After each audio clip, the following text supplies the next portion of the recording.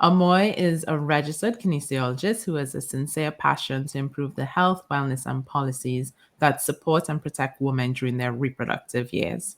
She is the founder slash CEO of Womb Care, a reproductive health and wellness agency seeking to conduct research with health agencies across Canada and create equitable programs and policies for women, particularly those from marginalized communities.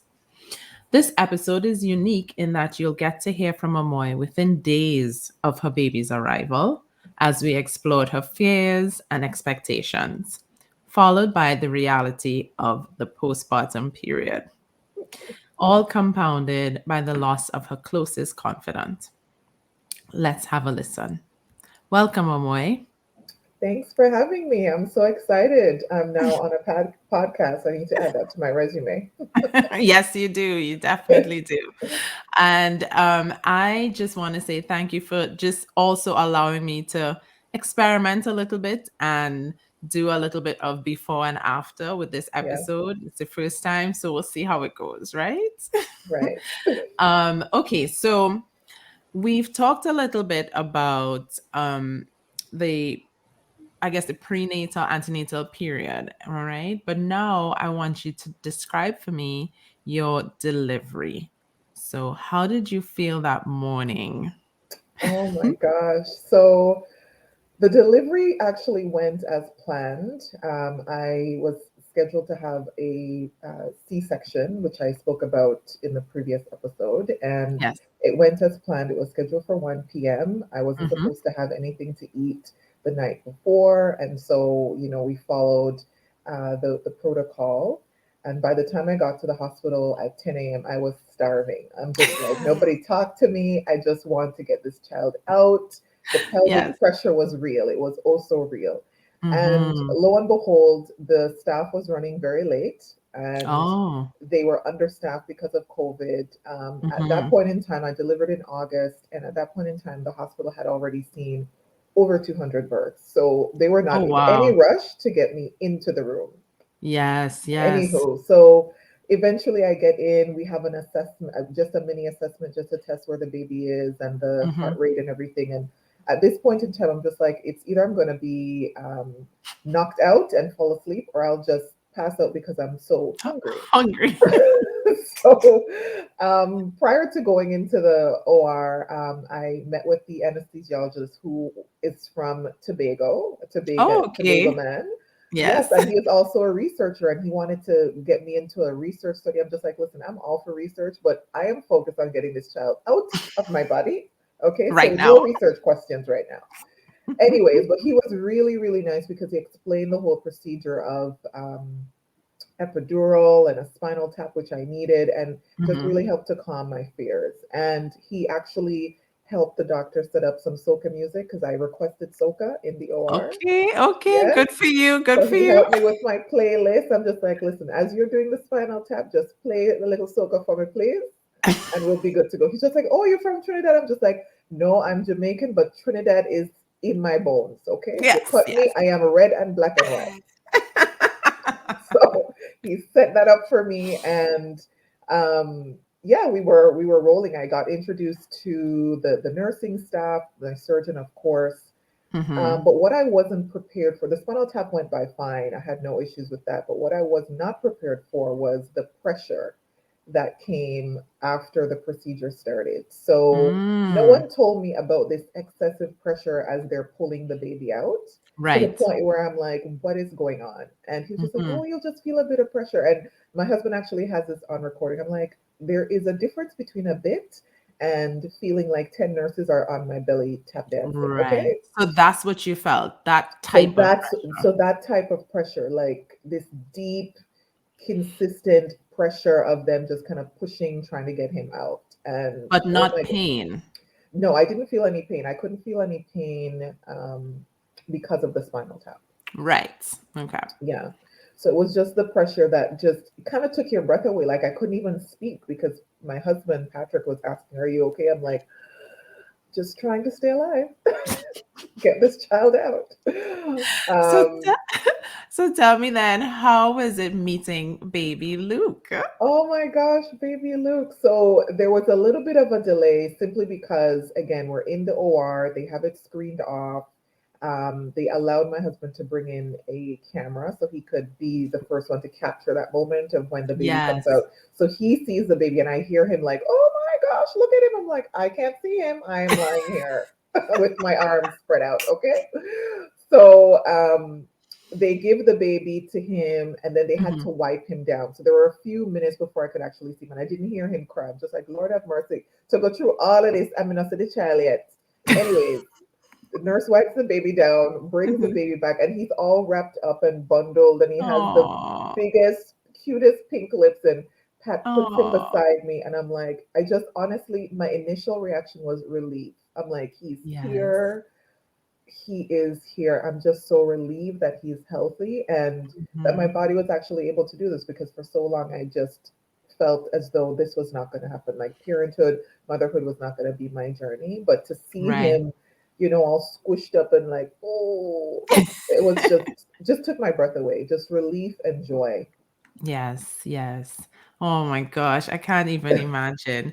And do you feel like um your experience of giving birth has changed who you are as a person?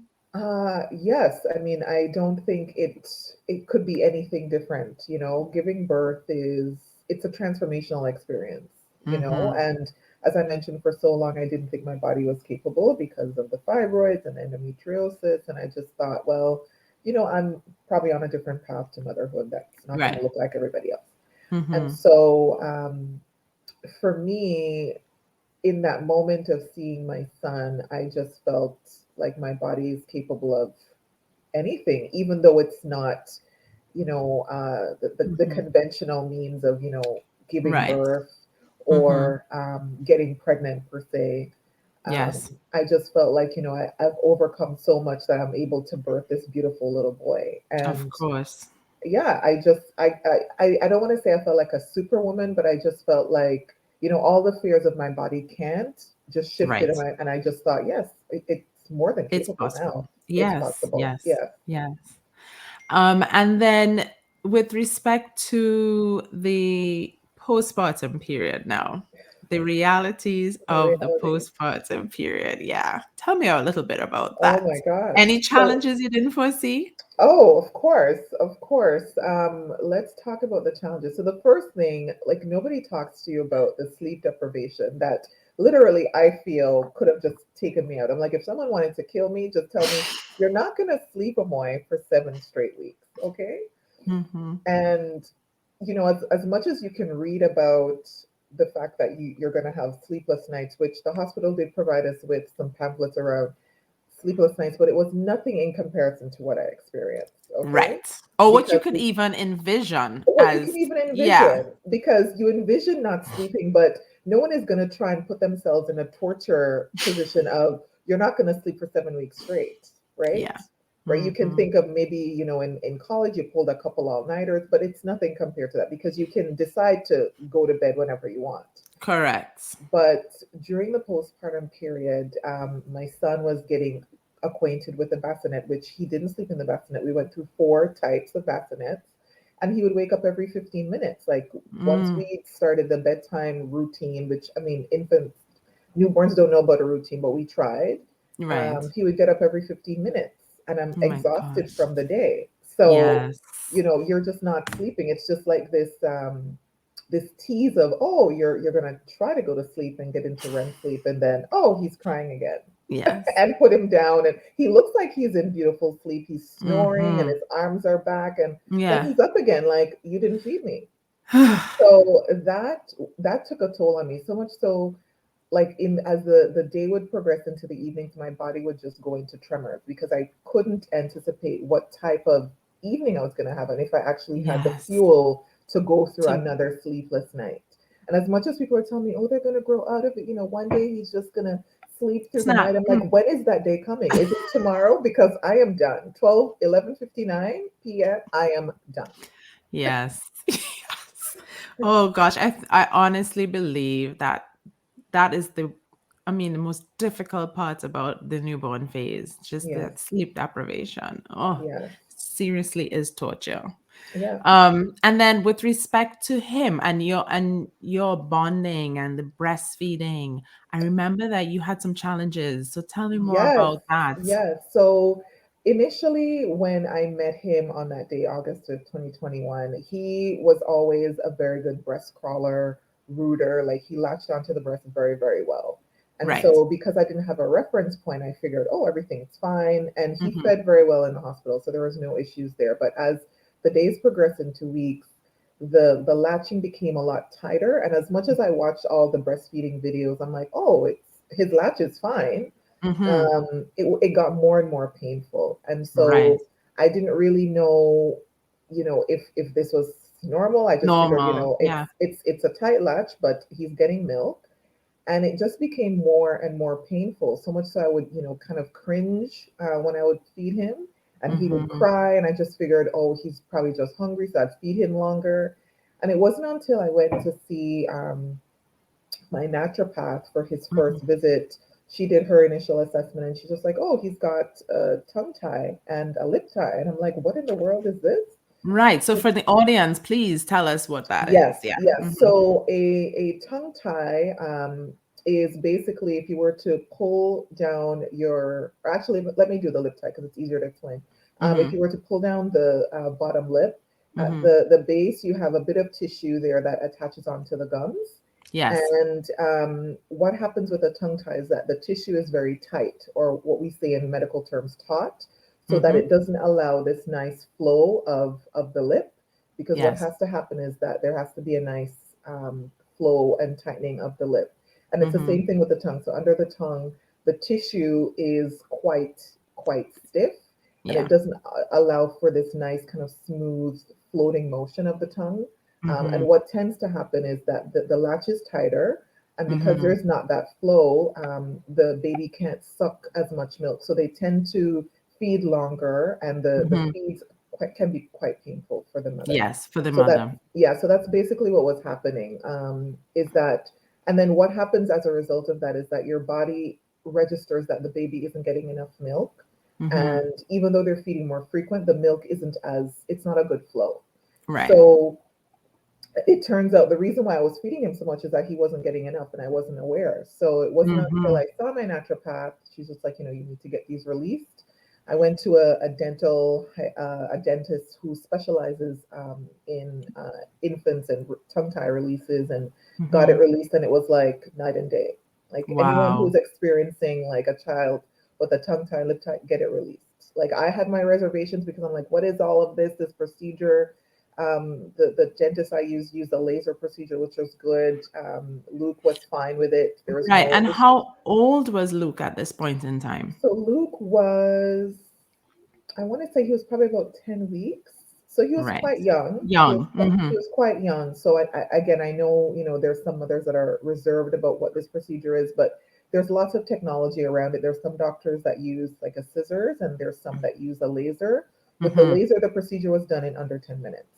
Right. And the recovery time was 2 weeks, and it was fine. There was no complications. But what it allowed for was a better feed and less painful for me, and I could actually feed longer and produce more milk. Because another thing too I didn't mention was that I wasn't able to what's it called, to pump as Express. much. Mm-hmm. I wasn't able Mm-hmm. to express because I was in so much pain, and so my Yeah. body just registered that as, okay, it's too painful, less milk. Yeah. So now So that I you was able to, yeah, now that he had the tongue tie, I was able to pump more, and that was fine. now for this is a very important point because I think a lot of times women really try their hardest to breastfeed and it's just Mhm. so painful. Yeah, And they don't know why. They yeah, think, we think the latch is good, the positioning is great, but it's just still so painful.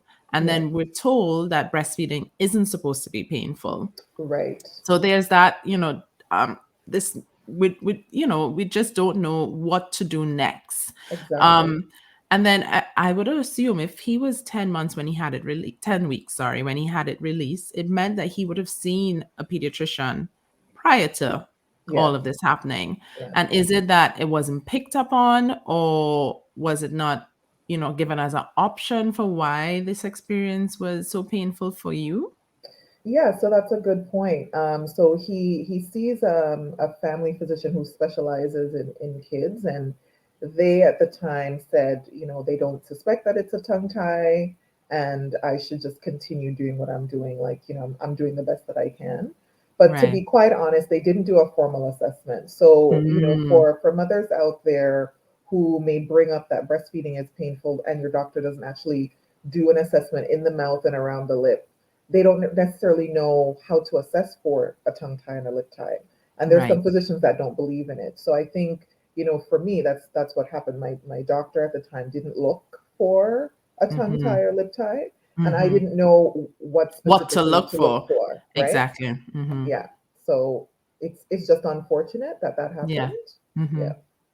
Okay.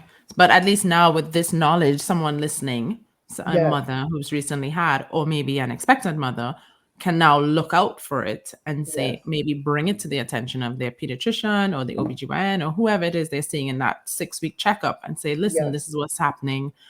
What can we do? Because there's this discrepancy between Hmm. how much pain I'm feeling and Hmm. what they say I should be feeling.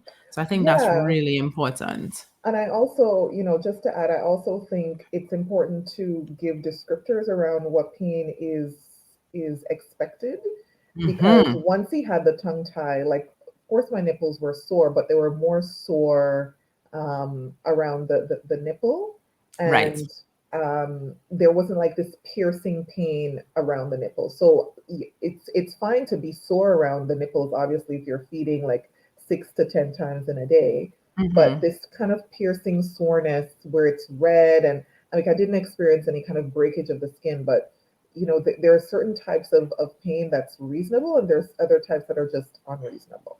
Correct. Yeah. So being able to differentiate between that and not just accepting pain as part of the Exactly. course, Yes. right, I think is the key takeaway message from that experience. So thank you for sharing that. But so do you feel like you are fully recovered now from giving birth? It's Oh how old is wow. Luke now at So this Luke recording? Luke is 6 months. Luke is six Ooh, months. Yes, he is 6 months and growing and talking and already said his first word. He said "dada," and I'm like, he oh, did? he did. He looked straight at my husband. He's just like, "Dada, dada." I'm like, really? Oh Who am my I? Who goodness. am I? But we're working on it. I'm planting the seeds. I'm planting the Please. seeds. So we'll work on it. He'll So say yeah, mommy so soon. tell me about you. Do you feel recovered now? And You if know not, what? why? Mhm. Yeah, so that's a good question. I do actually feel recovered, and I have to say, with all the stuff that my body has been through with the fibroids and endo, God smiled on me during the postpartum period. I have to say, I'm truly blessed in that way, because in the first 2 weeks, I was actually able to go for walks. Like, going for walks is part of my mental health and wellness. Yes. So I was able to go for walks, and my OB was like, "Wow, that's amazing." I'm like, "Yeah." Mhm. I felt energized enough, because that was one thing she was concerned about, considering that I had um, two myomectomies. She was concerned about my energy level and pain Right. level postpartum, and I didn't Mhm. experience that. So I have to say that that was good. I didn't Yeah. have a lot of pain. My core was actually working well enough where I could actually get in and out of bed, and doing simple things like going up and down the stairs. That was fine. Right. And even, I know a lot of women or people are concerned about losing baby weight, and I didn't have any issues with that. So again, I have to say that I've been tremendously blessed from a physical standpoint. Like, I didn't Mhm. experience a lot of physical ailment in the Right. postpartum period, aside from the trauma of the sleep deprivation. Exactly. Yeah. Now, I mean, on a more somber topic, Yes. you did lose your mom just before giving birth. Yes. How has that impacted you during this transition? Yeah, I feel like I occupy two realities that are conflicting. The first reality is that I've experienced since the birth of my son tremendous joy, like joy beyond. I can describe. But I've also, and I continue to experience tremendous grief because, Hmm. having a child was something my mom and I spoke about daily, right? Yeah. And considering the challenges that I've gone through, this is something that she was looking so forward to, being a grandmother and what would that mean for her, and, all the plans that we had for the baby and getting the baby ready and all this. And so it's just tremendous grief and just Hmm. still like disorientation in terms of who am I now. Hmm. I'm now a mother without my mother here. And Yes. so I'm just, I guess relearning how to navigate the world without my mom here. And it's some days are just scary because I just don't know what's going to happen, because my mom was permanent. She was my constant confidant, as you said, my best friend, and everything was kind of set and stable and safe and secure with Yes. her here. And now she's not here and the world's kind of turned upside down. And so, yeah, I'm still just trying to navigate this new orientation that I'm in. And is there anything specifically that you've done to help you through this process? Yeah, I think there are a few things. It's 2021 was a tumultuous year. Losing my mom and giving birth and all that. And after everything, after the birth of my son, I saw a grief counselor, which was really good because it just kind of helped to set things in terms of just me trying to understand what I was going through, give my grief a language and a name, and just understand how to process this period. So that was Yes. one specific thing, and then I have a few close family members that have lost their mothers. So Hmm. relying on them and their wisdom has also been quite helpful, Hmm. as well. So those two things have definitely been a tremendous help. Right. And so if you could go back to your younger self, going through your trials and tribulations, like you said, with your fibroids and endo and infertility, now in the place that you are right now, if you can look back and tell Amoy back then something, what would it be? Given that they say hindsight is 2020, Yeah. yeah. What would you tell yourself? I would tell my younger self to hold on to your dreams. Hold on to it dearly, because there were moments where I would just get so overwhelmed by the circumstances that I was going through, Hmm. whether it was a new diagnosis or an ongoing diagnosis or the pain or just everything, and just kind of let go of what I had come to know as my deserving promise of becoming a mother one day, and just figuring, oh, it's not going to happen. It's not for me. I'll just focus on something else. I would Right, tell her to just hold on to that dream and that promise. Hold on right. to it dearly because it's important. Nothing else is important, but this is important. Yes, yes. And to someone, so maybe like a family member of someone who is struggling with infertility right now, what would you have liked to have heard during that period of time from, and not necessarily from your mom, because I mean you had a really good relationship with her, but from other people's, maybe close friends or other family members, what would you have liked to have heard from them to help you through that difficult period in your life? That's of infertility. I think just the recognition that I am whole without this new attachment or um, orientation of being a mother. I think Hmm. we reduce, especially women, down to this one role of you need to be wife and mother, and if you're not those things, then you're really nothing. Hmm. So getting that validation from whether it's a friend or family to say that you're a whole and you're complete in the state that you're currently in, Right, would have right. definitely helped to ease some of the pressure, because even though it may not be said, there are questions that are asked, right? And you do Hmm. such a good job of bringing this up in your podcast where, oh, Thank you you. don't have children. Oh, oh, do you plan to get married? Like these assumptions are made, and Mm-hmm. it's usually the sigh and the oh and the Huh. disappointment when you say Yes. that you're not, and people don't realize that behind the scenes you're trying to make the world turn, right? So even though people Mm-hmm. would see myself and my husband around, oh, you've been married for so long, no children, like we have a healthy marriage, we have a healthy relationship, we have other things that we're accomplishing, and it just wouldn't necessarily amount to the same level because we didn't have, Haven't right? And exactly. so I think if I had the opportunity to hear that from other people, it would have just helped to ease some of the pressure that I was feeling from the outside world, let Yeah. alone from my own internal pressure that was going on. Right. Yes.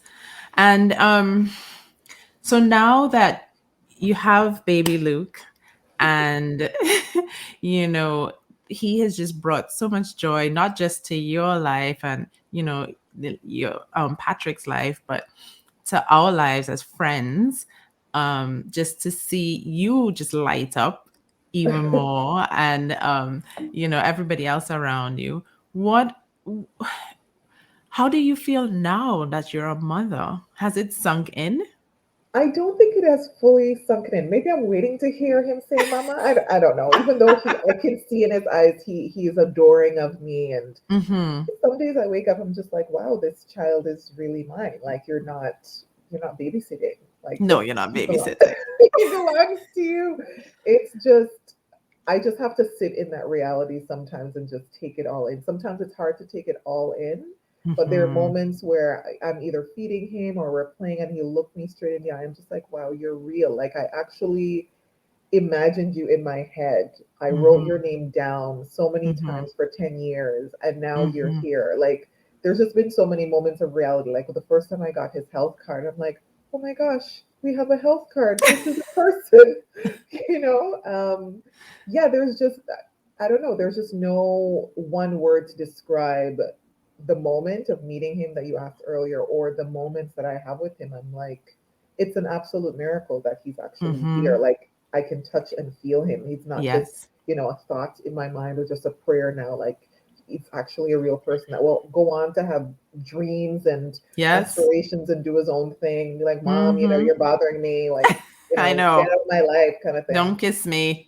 Don't kiss me. So I'm giving him all the kisses now. But it, Yeah. yeah, it's some days it's unreal. So I Mm-hmm. have to really discipline myself to sit in the moment and take it in that, yes, I'm a mother now, right? Right.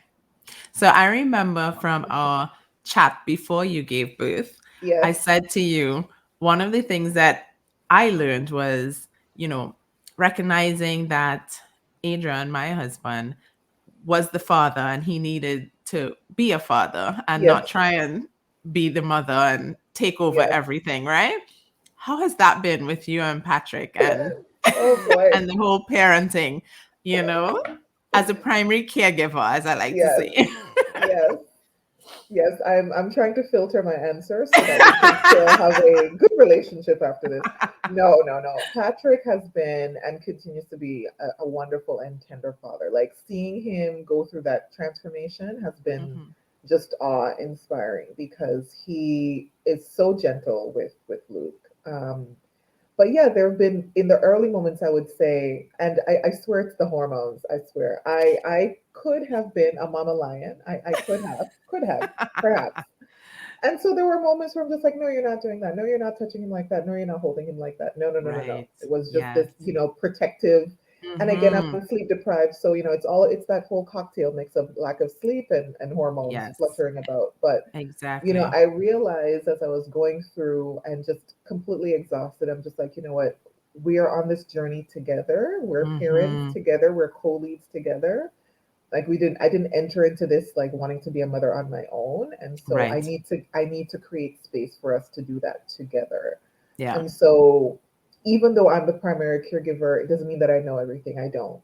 I Hmm. don't. There's some days it's like trial and error. I'm just like, oh, that didn't work. Oh, you sped up. Oh, you don't like that. Okay, let's try something else. Next. And Yes. so I had to create that space so that we can both make mistakes and we can both learn and we're both still learning. And my husband is really good at validating me and honoring me, and I said, I really need to transfer that energy onto him because he is doing the best job that he knows how, right? Yes, So exactly. Oh, that's just remarkable.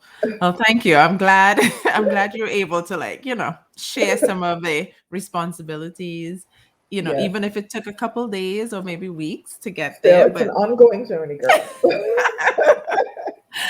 and like I like to do with all my guests, I would really, really love for you to share with us a song that really transcends the whole journey. Oh my gosh. You've get your trials before the birth, and then the postpartum period and motherhood in general. Is there such a song, Amoy?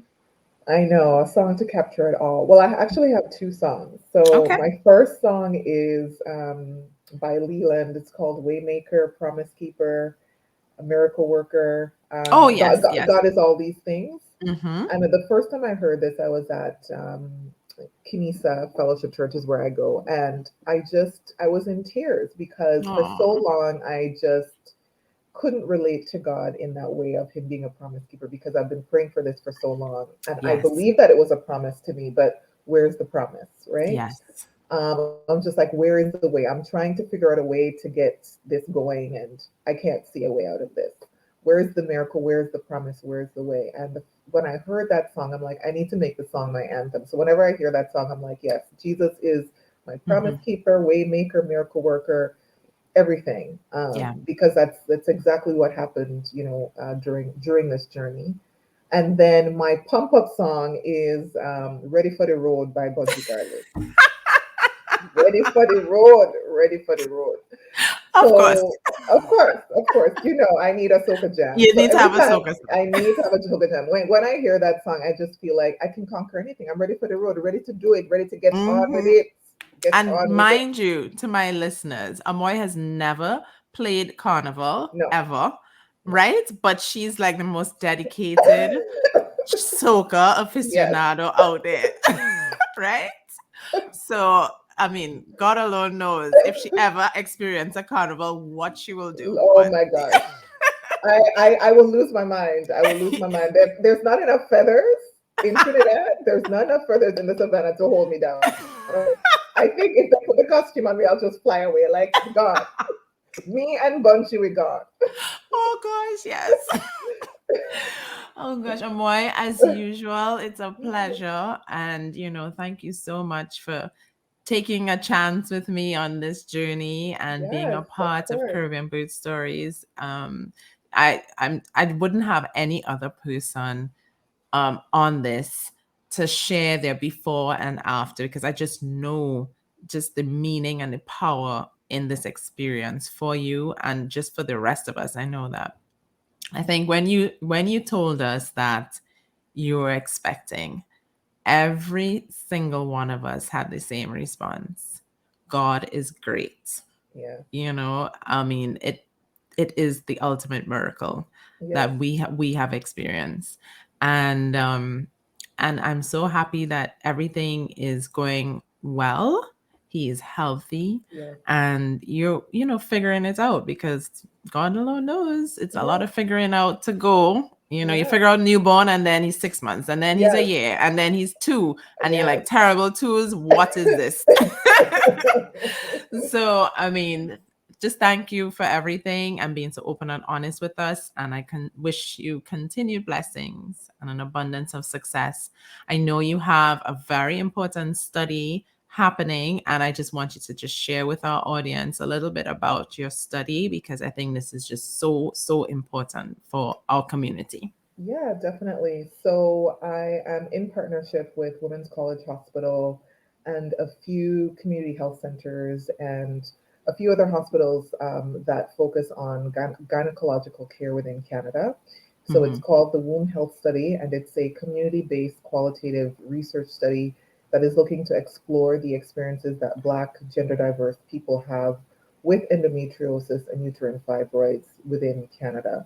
And the reason Hmm. why this is important is because a lot of the data that we use is currently from the United States. And as much as that has helped us to get this far in the work, it's not complete in that our healthcare systems and geopolitical systems are very, very different. And our experiences here as Black people are very unique. We have a very Yeah. different Black population. And so that makes our experience and our journey within the healthcare system very different and challenging at times. And so we need to understand what those experiences are, what the barriers are, so that we can have specific population level interventions for the ones that are experiencing greater numbers, higher rates of these very chronic and common reproductive illnesses. So, the goal, we're hoping that we can create a new model of care once we wrap up with the data Mm-hmm. to ensure that health outcomes are better, right? So, we're looking at from maternity, pregnancy outcomes can be better, pain management levels can be better, fertility rates can be better. And if we have early management, then all of those rates we are hoping will improve. Right. I mean, just groundbreaking research that it just needs to be done. It just needs And to be done. I applaud you for being that person. And I remember you've been walking this journey for a while.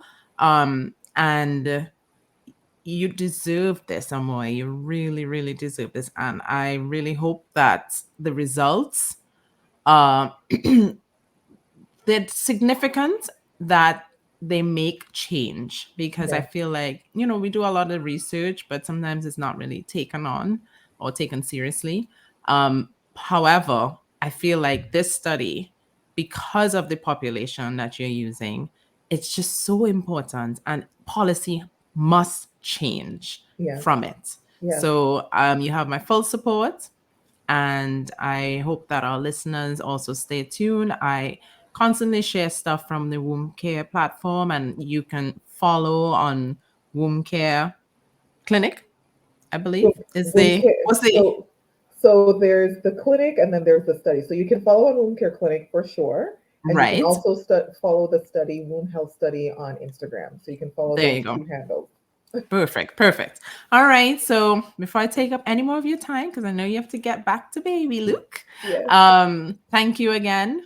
And this was wonderful. And I maybe look forward to talking to you after the study, yes, because that would be a really good episode. yes, yeah. That would be great to share the data Yes. for To sure. share the data and Yeah, just, how can we help? Because I'm dying to help in some way. yes, So, definitely.